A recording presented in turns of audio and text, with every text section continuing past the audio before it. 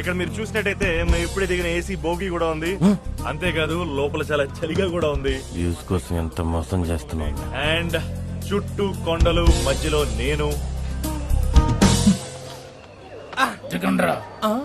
అన్నా గొంతేందని అలా ఉంది. దున్నపోతా నువ్వే కదరా అడవంతా రీసౌండ్ వచ్చేలా రోమన్నావు. రీసౌండ్ ఏమో కానీ అరిచిన గొంతు పోయింది. పందినాయాల రండి. అండ్ ఫ్రెండ్స్, ఇక్కడ గాలి స్వచ్ఛంగా ఉంది, ఆకాశం నీలంగా ఉంది,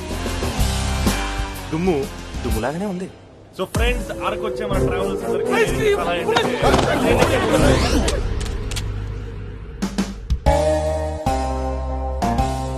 ఏంట్రా చూపు దించో, తల దించో.